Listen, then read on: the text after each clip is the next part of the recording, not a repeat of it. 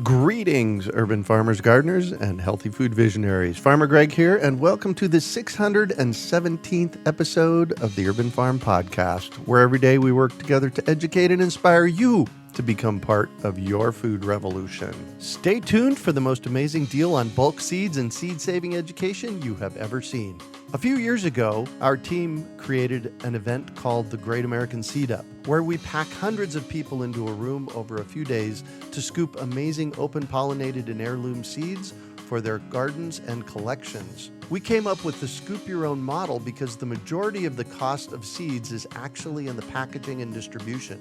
So by eliminating these costs, people can buy seeds at bulk pricing. Well, as you can imagine, packing hundreds of people into a room is not feasible these days, so we had to get creative. We came up with the Seed Up in a Box. And what's amazing about it is that now you can get these bulk seeds wherever you are in the world. We've chosen seeds that are popular, non-GMO, open-pollinated, and easy to grow. They're bundled 10 jumbo packs per variety, so you can share them with your community, family, church, or school. Your job is to split them into individual packages. Our job is to make them as inexpensive as possible, and right now, they're averaging about 60 cents per individual jumbo portion. With all the uncertainty in the world, a lot of people are thinking about how we can make our future more food secure.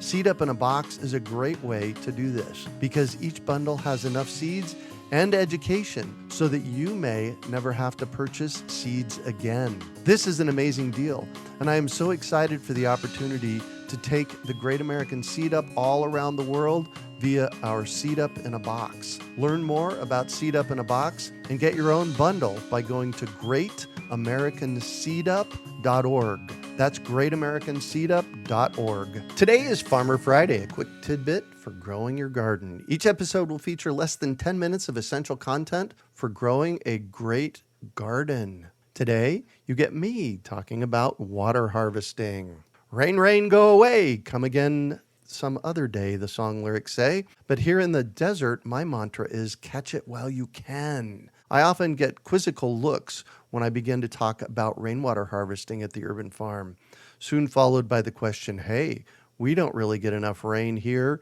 to do any harvesting, do we? And interestingly, I get that same question in places where they get a lot of water. So the fact is, for every 1,000 square feet of surface area, which we collect water from, rainwater, we can harvest over 4,000 gallons per year. In desert speak, that's a lot of water.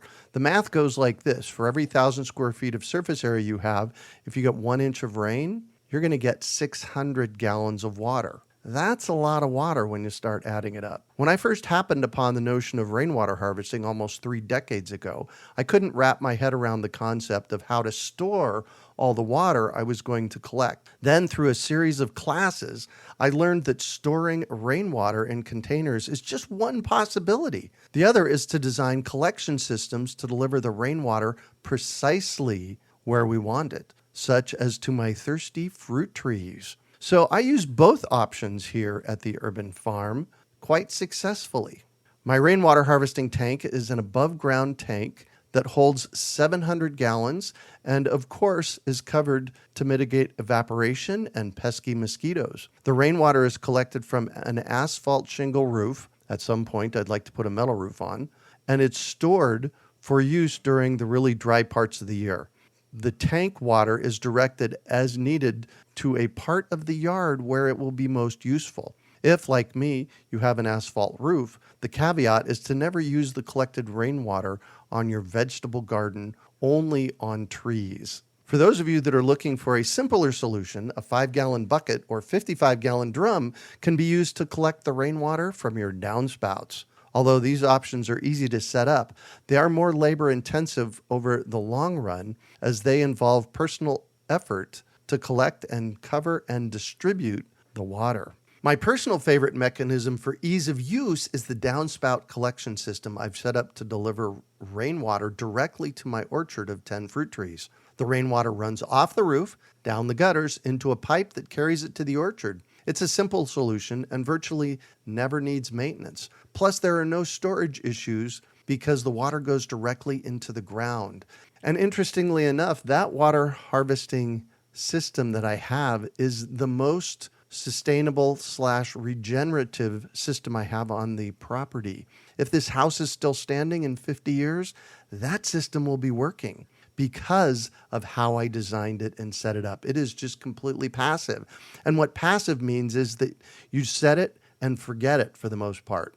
So I try and design all my systems here at the Urban Farm as passive as possible. Now, onto the option of gray water, which is defined as any water that runs down the drain of your bathroom sinks, showers, washer, but does not include black water from your toilet or kitchen sink. Simply by rerouting all this gray water to the landscape, we can cut down on the amount of water we use on a day-to-day basis. The trick is to figure out how to get the water from inside our homes to our yards. One way to redirect gray water is to replumb your sinks so that they run to the outside rather than into the sewer or septic tank. This can be challenging for even those most skilled among us, but is a great option when building a new home or remodeling. Other alternatives are as simple as hanging a hose over a tree limb to create an outdoor shower. This is not, however, for the faint of heart unless you also design the system to warm the water in the sun. At the Urban Farm, we have integrated gray water harvesting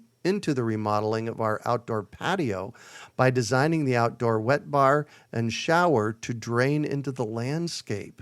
You can apply this same approach to your individual circumstances so that your water serves double duty by first running through your sinks, showers, or washers, then irrigating your landscape.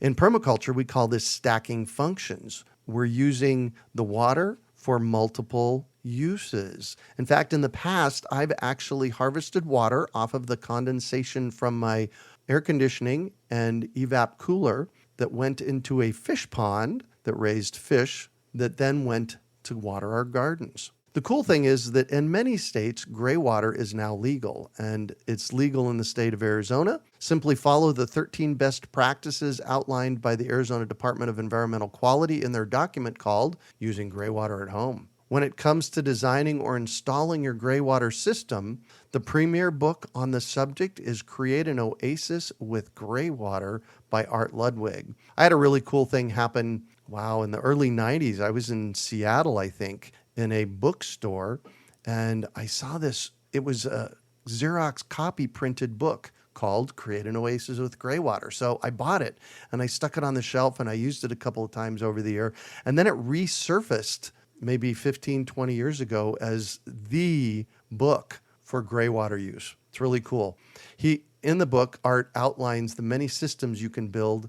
He includes great graphics, charts, and pictures to assist any do-it-yourselfer. For rainwater collection, Brad Lancaster has written a couple of great books called Rainwater Harvesting for Drylands and Beyond. There's Volume 1 and Volume 2.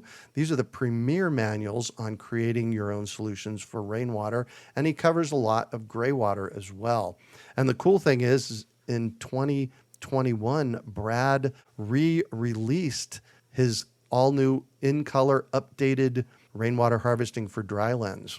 And you can find out more about Brad's books at harvestingrainwater.com. Both the rainwater and gray water collection systems are simple to use, and once you understand the concepts, they're almost indestructible. Put them to use in your landscape, and you soon will be singing in the rain. Hope you enjoyed today's Farmer Friday, and we'll catch you on the flip side. We hope you enjoyed today's episode of the Urban Farm Podcast. Remember to listen for tips, advice, and resources to help you on your journey with urban farming. You can find us on the web at urbanfarm.org or send us an email to podcast@urbanfarm.org.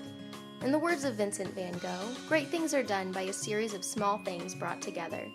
Be encouraged that with each lesson learned and skill developed, you are one step closer in the direction of your dreams.